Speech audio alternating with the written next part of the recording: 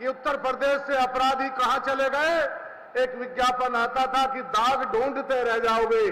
आज उत्तर प्रदेश के लिए है कि अपराधी ढूंढते रह जाओगे, कोई अपराधी ढूंढने से मिलेगा नहीं, और मिल गया तो उसकी खैर नहीं। साथियों, अपराधियों का सफाया हुआ, रोजगार का सृजन हुआ। अभी महाराज जी ने देखा कि बिहार तक के बच्चे यहां आकर के रोजगार के लिए अपना रोजगार कर रहे हैं। आज पहले मुख्यमंत्री हैं जिन्होंने प्रत्येक जिले में जाकर के रोजगार मेलों का आयोजन किया है। बच्चों को बुला करके रोजगार देने का काम यह सरकार कर रही है। मैं इतना कहना चाहता हूं कि इस देश के नौजवान का भविष्य, इस प्रदेश के नौजवान का भविष्य माननीय योगी जी और माननीय मोदी जी के हाथों में सुरक्षित है। ये देश का स्वर्णिम काल है, ये देश का अमृत काल है, जब देश के प्रधानमंत्री यशस्वी आदरणीय नरेंद्र मोदी जी जैसे व्यक्ति हैं और उत्तर प्रदेश के मुख्यमंत्री सन्यासी पीठाधीश्वर आदरणीय श्री योगी आदित्यनाथ जी हैं।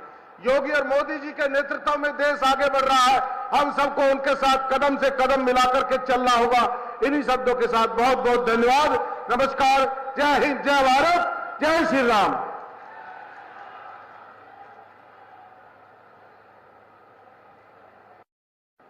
इकट्ठा करना और स्वच्छता का विशेष ध्यान रखने के लिए स्मार्ट सॉल्यूशन का उपयोग किया गया है। इस काम को करने के लिए व्हीकल ट्रैकिंग मॉनिटरिंग सिस्टम के द्वारा लगभग 700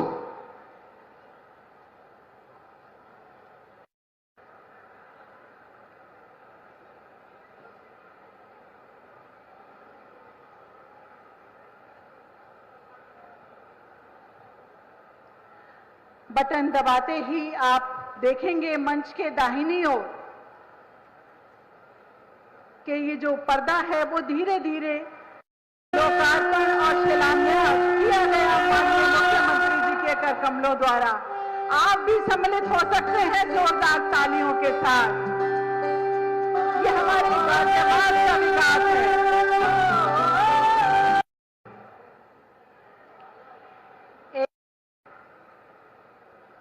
श्री अमन गर्ग जी, जिन्हें 25 लाख का ये चेक प्रदान किया जा रहा है। पीएम स्वनिधि योजना के अंतर्गत श्री मोनू कुमार, जिन्हें 20,000 का ये चेक दिया जा रहा है पीएम स्वनिधि योजना के अंतर्गत। श्री कुणाल गौतम अगला नाम, जिन्हें 20,000 धनराशि का ये चेक प्रदान किया जा रहा है। 20 लाख धनराशि का सुश्री शिवानी अग्रवाल जी को, खिलौने श्री दीपिका शर्मा जी को प्रदान किया जा रहा है। सबसे पहले सुधीर गौर, पल्लवी प्रकाश, सभी लोग एक साथ आ जाएं। तवनीत कौर, लोकेश कुमार, शिवानी त्यागी, अभिषेक यादव, हनी कुमार, अजीत कुमार, शिवानी विश्वकर्मा,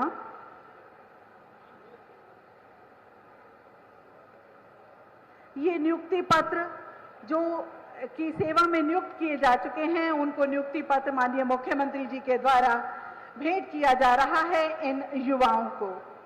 और अब अपनी उच्च शिक्षा को बेहतर बनाने आईएमएस कॉलेज से श्रुति कुमारी झा, आईएमएस कॉलेज से अविरल श्रीवास्तव, आईएमएस कॉलेज से शानवी। स्मार्टफोन के बाद अब बारी है टैबलेट वितरण की। सेठ जयप्रकाश मुकुंदलाल पॉलिटेक्निक से पूजा तोमर, एबीईएस इंजीनियरिंग कॉलेज से नमन जादू, एबीईएस इंजीनियरिंग कॉलेज से रोहन कुमार, एकेजीईसी से Ananya single, AKG engineering college से अनिकेत प्रवेश सिंह, संतोष मेडिकल से तनिष्का विकल। यहाँ टैबलेट वितरित किए जा रहे हैं और वहां आपको भी ये टैबलेट मिल गए होंगे। तो एक बार सभी लोग अपने टैबलेट जरा हाथों में ऊपर उठाकर दिखा दीजिए, क्या बात है। श्री सुरेश पाल पुत्र श्री इंद्रराज, श्री कृष्ण कुमार पुत्र श्री धर्मपाल, श्रीमती लक्ष्मी देवी पत्नी श्री देवेंद्र कुमार, श्री सुनील कुमार पुत्र स्वर्गीय श्री फूल सिंह। तो ये वितरण लाभार्थियों को दिए गए। एक बार जोरदार हम आमंत्रित करते हैं कि हमारे प्रणाम स्वीकार करें और अपने मार्गदर्शन से हमें अनुग्रहित करें। भारत माता की। ये गाजियाबाद के युवाओं की आवाज नहीं लग रही है, आवाज इतनी दूर जानी चाहिए कि लखनऊ और दिल्ली तक आपकी आवाज पहुंच सके। भारत माता की, भारत माता की, भारत माता की।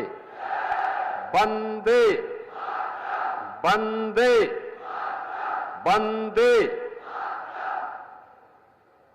गाजियाबाद में आज के इस रोजगार मेला ऋण वितरण कार्यक्रम और स्वामी विवेकानंद युवा सशक्तिकरण योजना के अंतर्गत नौजवानों को टैबलेट और स्मार्टफोन वितरण के साथ ही गाजियाबाद की सैकड़ों करोड़ की परियोजनाओं के आज के इस लोकार्पण और शिलान्यास कार्यक्रम में मंच पर उपस्थित उत्तर प्रदेश सरकार में मंत्रिमंडल के मेरे वरिष्ठ सहयोगी, प्रदेश के इलेक्ट्रॉनिक एवं सूचना प्रौद्योगिकी विभाग के मंत्री श्री सुनील शर्मा जी, माननीय सांसद श्री अतुल गर्ग जी, पूर्व केंद्रीय मंत्री general doctor VK Singh ji, माननीय सांसद श्री अनिल अग्रवाल जी, उत्तर प्रदेश सरकार में मंत्रिमंडल के मेरे सहयोगी श्री कपिल देव अग्रवाल जी,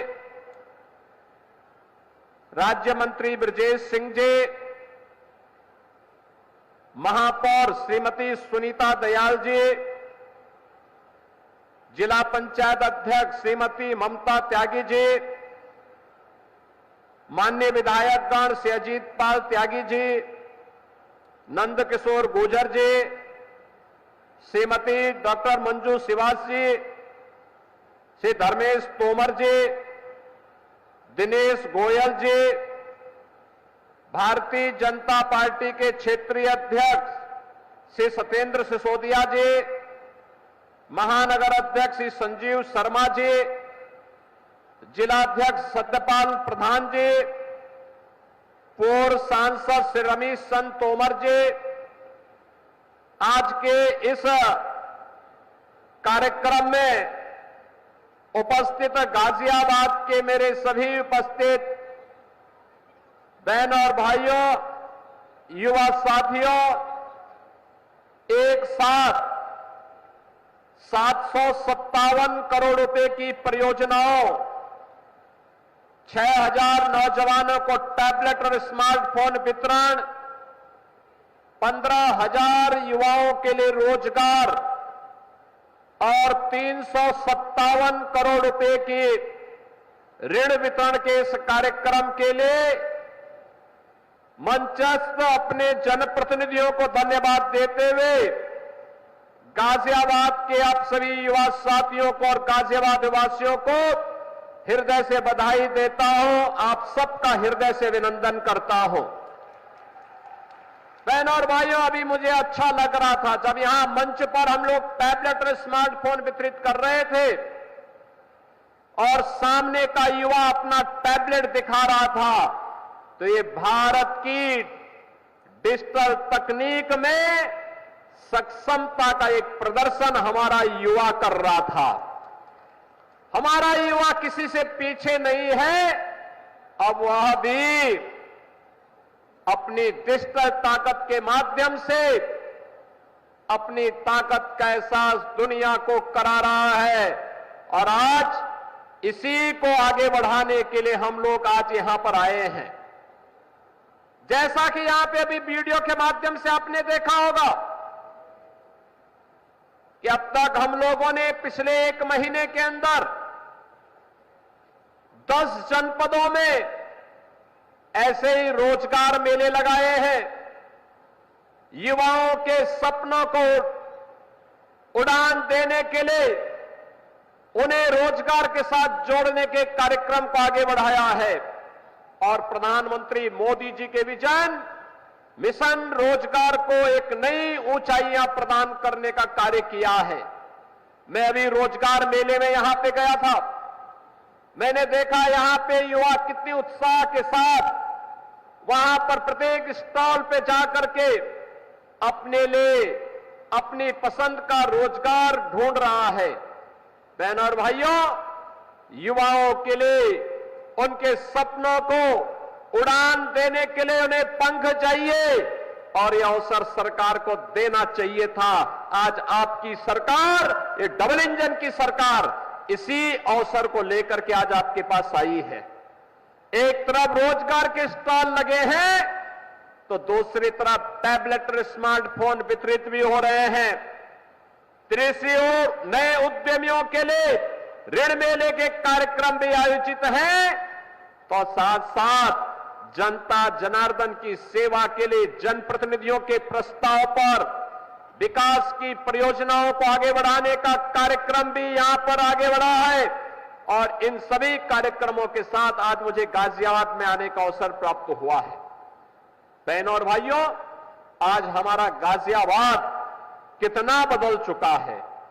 मुझे याद है आज से पहले जब हम लोग गाजियाबाद आते थे तो गाजियाबाद की स्थिति क्या हुआ करती थी। एक तरफ भगवान दुग्धेश्वर नाथ का ये पावन मंदिर और दूसरी तरफ गाजियाबाद की स्थिति, यहां के अंदर 10 वर्ष पहले गंदगी का अंबार होता था, अराजकता थी, गुंडा टैक्स वसूली जाता था और माफियाओं की समानांतर सरकारें यहां पे चलती थी। आज बहनों और भाइयों मैं कह सकता हूं गाजियाबाद एक स्मार्ट सिटी बन चुका है, स्मार्ट सिटी, और एक सुंदरतम सिटी के रूप में अपना स्थान आगे बढ़ाते हुए जनता जनार्दन की सेवा के लिए अपने आप को पूरी मजबूती के साथ, पूरी प्रतिबद्धता के साथ आगे बढ़ाने का काम कर रहा है। सुरक्षा का भी बेहतरीन माहौल, पूरी विकास की प्रक्रिया के साथ आगे जुड़ते हुए जनता जनार्दन को बुनियादी सुविधाएं देने के लिए आज तत्पर दिखाई देता है। 10 वर्ष पहले, 7 वर्ष पहले जो लोग गाजियाबाद आए होंगे, आज के गाजियाबाद को देखेंगे तो पहचान भी नहीं पाएंगे। आज गाजियाबाद के अंदर 12 लेन का दिल्ली गाजियाबाद मेरठ 12 लेन का हाईवे भी आपके पास है।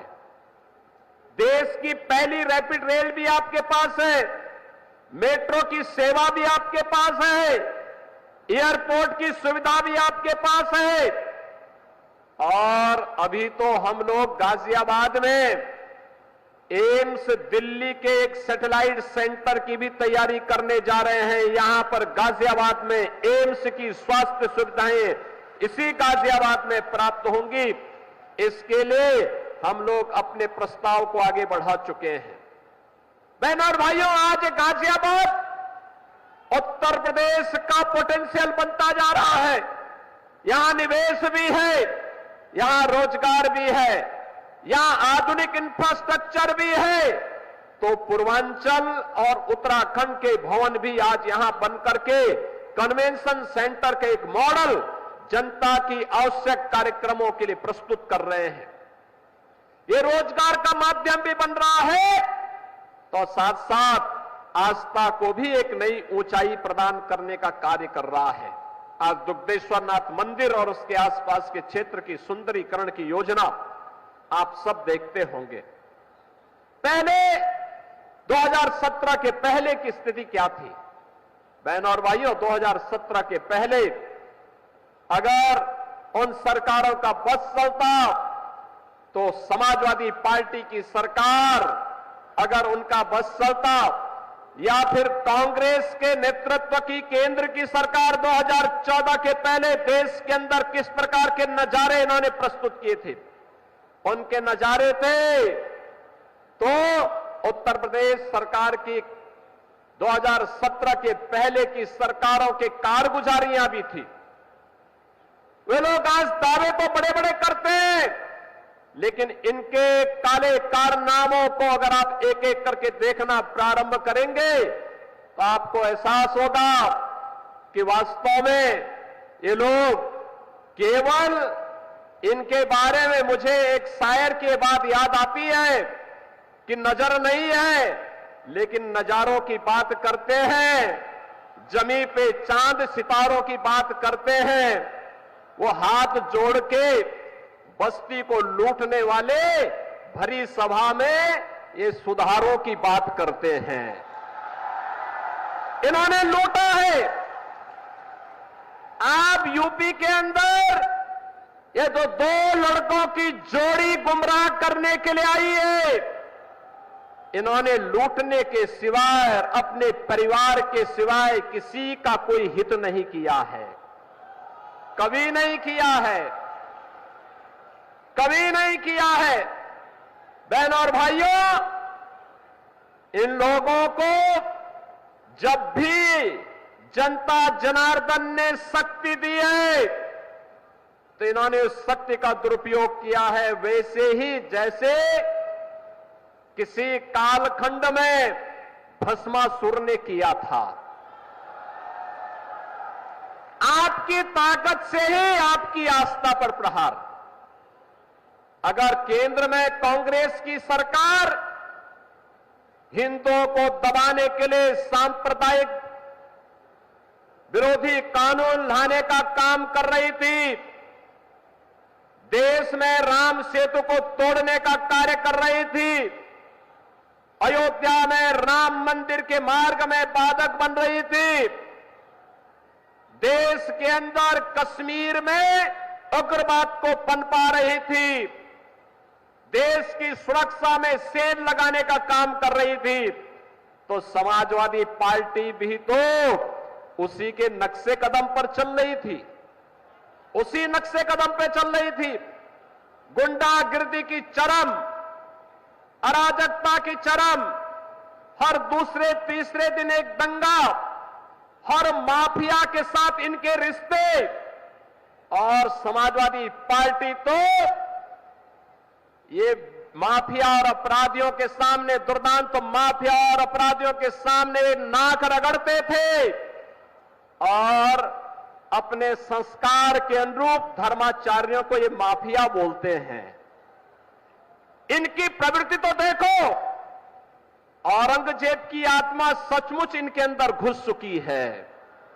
औरंगजेब की आत्मा इस कदर घुस चुकी है कि भारत की धर्म और संस्कृति के प्रतीक धर्माचार्यों को ये माफिया कहते हैं, और जो संगठित अपराध में लिप्त थे, भूमाफिया, वन माफिया, पशु माफिया या संगठित अपराध में संलिप्त माफिया को के सामने ये लोग घुटना टेक करके नाक रगड़ने का काम करते थे, युवाओं का शोषण करते थे, किसानों को आत्महत्या करने के लिए मजबूर करते थे, व्यापारियों को प्लान करने के लिए मजबूर करते थे, और इन्हीं के कारण कैराना जैसी घटनाएं घटित हुई।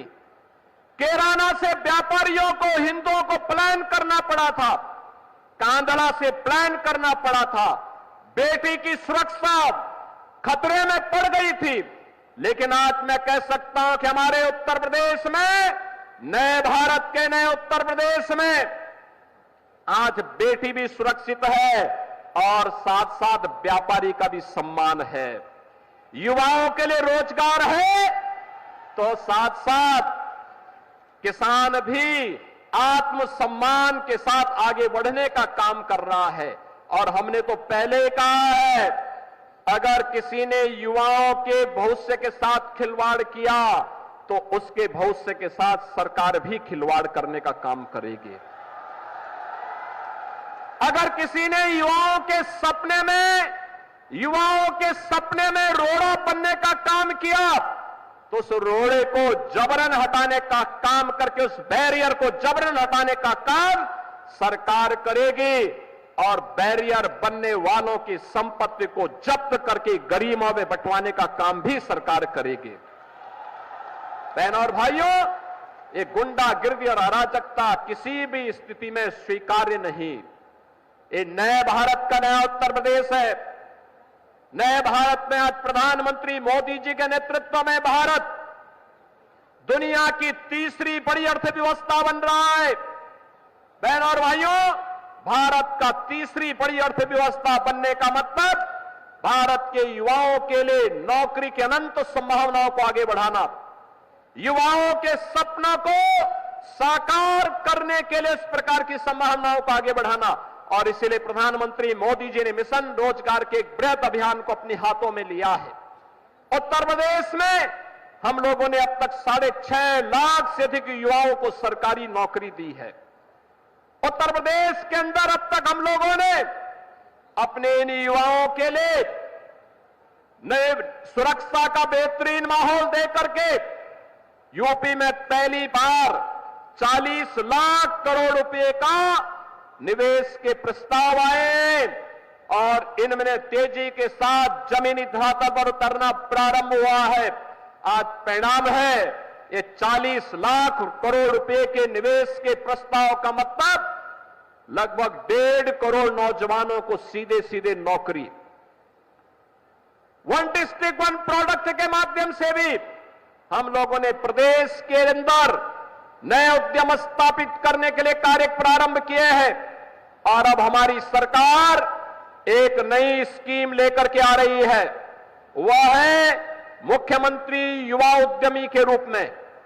बहनों और भाइयों, 10 लाख युवाओं को अगले कुछ वर्षों के अंदर 10 लाख युवाओं को अगले कुछ वर्षों के अंदर पहले चरण में 5 लाख, दूसरे चरण में 10 लाख तक का ऋण, ब्याज मुक्त ऋण होगा। ब्याज जितना भी लगेगा वो सरकार भरेगी, युवा अपना उद्यम लगाएगा।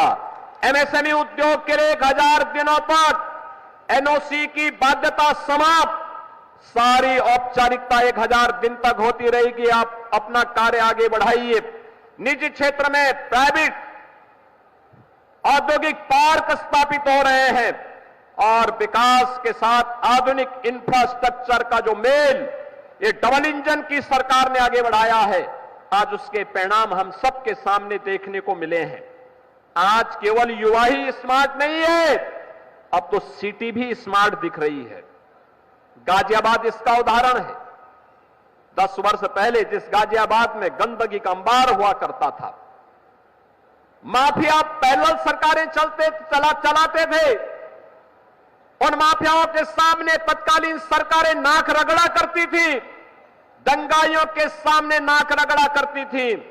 और जब कावड़ यात्रा आती थी तो कावड़ यात्रा के मार्ग में बैरियर लगाते थे लोग, कहते थे ये नहीं होगा।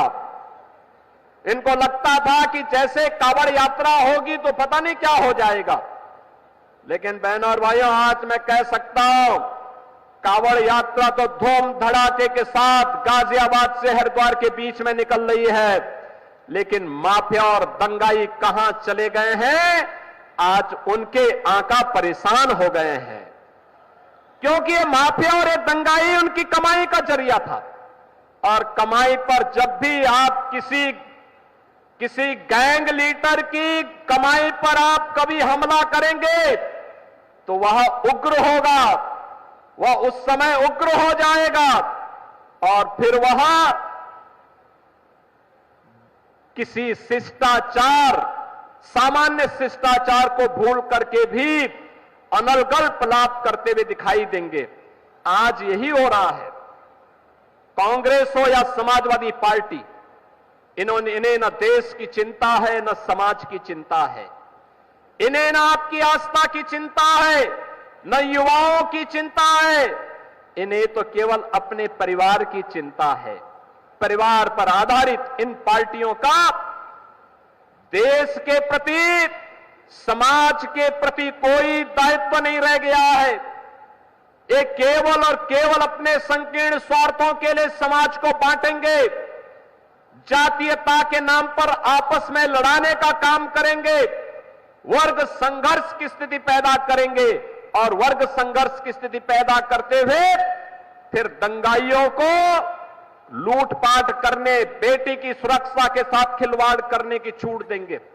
आपने देखा होगा पिछले कुछ दिनों में जितने भी दरिंदे पकड़े जा रहे हैं, बेटी की सुरक्षा के साथ खिलवाड़ करने वाले, इनके संबंध समाजवादी पार्टी से ही सबके संबंध हैं। यानी समाजवादी पार्टी इन दरिंदों का आज एक गैंग बन चुका है और यह इन दरिंदों को, चाहे वह अयोध्या में समाजवादी पार्टी के नेता के द्वारा एक गरीब निषाद बेटी के साथ किया गया व्यवहार रहा हो, या इनका नवाब ब्रांड, कन्नौज का नवाब ब्रांड हो, ये सभी आज समाजवादी पार्टी की पहचान बन चुकी है। लेकिन मैं आपको आश्वस्त करने के लिए आया हूं, ये डबल इंजन की सरकार समाजवादी पार्टी के इस मॉडल को पूरी तरह ध्वस्त करने का काम करेगी। बेटी की सुरक्षा हो या व्यापारी का सम्मान या फिर आम किसान या जनता जनार्दन की सेवा के लिए किए जा रहे प्रयासों में इनके द्वारा जो बैरियर लगा करके अव्यवस्था पैदा करने का कुत्सित प्रयास हो रहा है, इसको एक झटके में उखाड़ने का काम करेगी और ये डबल इंजन की सरकार आज उसी मजबूती के साथ काम कर रही है। बहनों और भाइयों, ये डबल इंजन की सरकार आपको रोजगार देने के लिए प्रतिबद्ध है। ये स्वामी विवेकानंद युवा सशक्तिकरण योजना के अंतर्गत मिलने वाला ये टैबलेट और स्मार्टफोन हम 2 करोड़ युवाओं को देने जा रहे हैं। ये 2 करोड़ युवा तकनीकी रूप से सक्षम होंगे तो भारत की जीडीपी में योगदान देंगे। ये 2 करोड़ युवा तकनीकी दृष्टि से सक्षम होंगे तो इन्हें नए रोजगार की संभावनाएं आगे बढ़ेंगी। ये 2 करोड़ युवा अगर नौकरी और रोजगार के साथ जुड़ते हैं तो उत्तर प्रदेश भी भारत के विकास में ग्रोथ इंजन की भूमिका के साथ आगे बढ़ता हुआ दिखाई देता है। और यही कारण है पिछले 7-7.5 वर्ष में जो काम भारतीय जनता पार्टी की डबल इंजन की सरकार ने किया है, आज उसका परिणाम है जो उत्तर प्रदेश कभी देश के विकास में बैरियर माना जाता था समाजवादी पार्टी और बहुजन समाज पार्टी की सरकार के समय, आज वही उत्तर प्रदेश देश की अग्रणी अर्थव्यवस्था में से एक है। समाजवादी पार्टी की सरकार के समय 7वीं अर्थव्यवस्था के रूप में उत्तर प्रदेश था, आज उत्तर प्रदेश नंबर 2 की अर्थव्यवस्था बन चुका है। और बहनों और भाइयों, अगले 3 वर्ष हमारे लिए महत्वपूर्ण है। इन 3 वर्ष में उत्तर प्रदेश को देश का अग्रणी नंबर 1 की अर्थव्यवस्था बनाना है। अग्रणी अर्थव्यवस्था के रूप में इसलिए स्थापित करना है जिससे हमारे युवा को यूपी के अंदर ही कार्य मिल सके। नंबर 1 की अर्थव्यवस्था का मतलब उसके सपनों को पंख लगाने के लिए, एक नई उड़ान देने के लिए सरकार का संबल उसके साथ जुड़े। और ये निवेश, ये रोजगार, ये नौकरी, इसी को लेकर के सरकार आई है। आज उन्हें उत्तर प्रदेश के अंदर कार्य मिला, उसने अपनी प्रतिभा और अपनी ऊर्जा का लाभ उत्तर प्रदेश को दिया। पर कैपिटा इनकम दुगने से अधिक हुई, उत्तर प्रदेश की जीडीपी दुगने से अधिक हुई। एक नई गुणात्मक परिवर्तन आज उत्तर प्रदेश के अंदर देखने को मिला है। और आज जिन नौजवानों को नौकरी के लिए, रोजगार के लिए नियुक्ति पत्र प्राप्त हो रहा है, इन सभी 15,000 युवाओं को जिन युवाओं को टैबलेट स्मार्टफोन मिल रहा है, इन सभी युवाओं को जिन्हें ऋण मिल रहा है नया उद्यम लगाने के लिए, उन सभी उद्यमियों को, और गाजियाबाद की जनता जनार्दन को जिन्हें 757 करोड़ रुपए की इन परियोजनाओं की सौगात रैपिड रेल 12 लेन के हाईवे के बाद नए तरीके से प्राप्त हो रही हैं, इन सबको भी मैं हृदय से बधाई देता हूं, जनप्रतिनिधियों को धन्यवाद देता हूं और विश्वास व्यक्त करता हूं आप सबका सानिध्य और आपका समर्थन इन जनप्रतिनिधियों के साथ पूरी मजबूती के साथ लगेगा। हम लोग तेजी के साथ गाजियाबाद के विकास के लिए, गाजियाबाद को देश के नंबर 1 की अर्थव्यवस्था के राज्य के रूप, जनपद के रूप में स्थापित करने में, राज्य के नंबर 1 जनपद के रूप में स्थापित करने में हम लोग योगदान दे पाएंगे। इस विश्वास के साथ आज इतनी भीषण बारिश और मौसम खराब होने के बावजूद, मैं तो लखनऊ से यहां आ रहा था, मैंने पूछा सुबह, पहले मैंने प्रदेश सरकार के मंत्री सुनील शर्मा जी को पूछा, मैंने कहा सुनील जी मौसम कैसा है? इन्होंने कहा मौसम जैसा भी हो, गाजियाबाद की जनता जनार्दन पूरी उत्सुकता के साथ कार्यक्रमों के साथ जुड़ी हुई है। फिर मैंने अतुल गर्ग से पूछा, मैंने अतुल गर्ग जी, मैंने कहा गर्ग जी क्या हाल है, कैसे चल रहा, मौसम कैसे?